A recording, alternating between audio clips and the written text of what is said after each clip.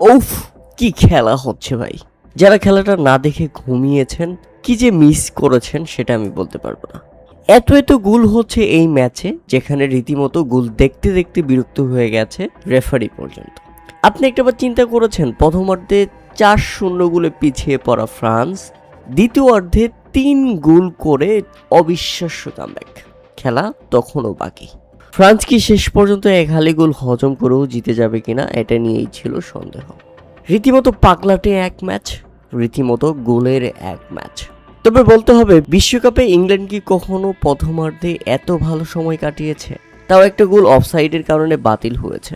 আর যত easy chance miss করেছে England, তাতে মনে হচ্ছিল সেগুলো যদি হয়ে যেত তাহলে প্রথমার্ধেই 7 গোল করে ফেলতো ইংল্যান্ড। বাই দ্য ওয়ে, তখনও কিন্তু ডাগ আউটে, অর্থাৎ আজকের ম্যাচে মাঠে নামেনি বেলিংহাম এবং হ্যারি কেনের মতো দুর্দান্ত স্ট্রাইকাররা।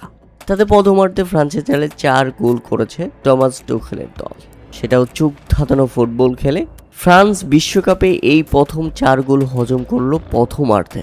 আপনি জানলে অবাক হবেন, ম্যাচের মাত্র 2 মিনিটের মধ্যেই গোল করে বসেছিল ইংল্যান্ড। প্রথমার্ধ শেষে দ্বিতীয়ার্ধের শুরুতেই দারুণ এক প্রতি আক্রমণ থেকে গোল হলো ফ্রান্সের। মাইকেল ওরিসের পাস থেকে বাঁ পায়ের দুর্দান্ত শটে নিজের প্রথম গোলটি করে ফেললেন কিলিয়ান এমবাপ্পে এ ম্যাচে। চলতি বিশ্বকাপে কিলিয়ান এমবাপ্পের এটি 9ম গোল।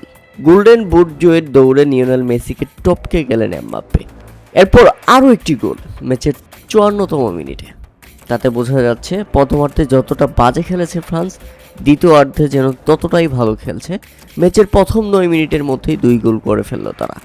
এরপর যা হয়েছে তা আরও অবিশ্বাস্য ছিল। ওই যে বললাম, রীতিমতো পাগলাটে ম্যাচ।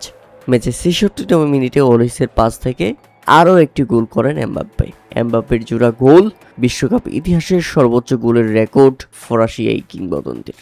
তবে শেষ পর্যন্ত জেতা হয়নি ফ্রান্সের, কেননা এরপর ম্যাচের একেবারে শেষ মুহূর্তে ম্যাচের 88তম মিনিটে পঞ্চম গোলটি পেয়ে যায় ইংল্যান্ড। ডি বক্সের ভিতরে ফ্রান্সের ফাউল এবং সেখান থেকেই পেনাল্টি পেয়ে যায় ইংল্যান্ড। আর পেনাল্টি থেকে দুর্দান্ত গোল করে হ্যাট্রিক করেন সাকার। আর সাকার হ্যাট্রিকে এবং দুর্দান্ত এক ম্যাচ উপহার দিয়েছে সমর্থকদের। কিন্তু না, ম্যাচে যোগ করার সময় আরও একটি গোল করলো ইংল্যান্ড। মানে খেলা যেন শেষই হতে দিচ্ছে না, আর এদিকে গোলের পর গোল করতে ব্যস্ত ইংল্যান্ড। তাতে ম্যাচের শেষ বাঁশি বাজার আগে আরও একটি গোল করলো ইংল্যান্ড এবং গোল হজম করলো 6টা ফ্রান্স। শেষ পর্যন্ত 6-4 গোলের ব্যবধানে হেরে গেল ফ্রান্স। এটা সত্যি দুঃখজনক ফ্রান্সের জন্য। এমন একটা বাজে ম্যাচ ফ্রান্স উপভোগ করবে এবং তৃতীয় স্থান নির্ধারণ হয়ে যাবে ইংল্যান্ডের জন্য, সেটা তারা কল্পনা করতে পারেনি এবারে বিশ্বকাপে এত ভালো খেলেও।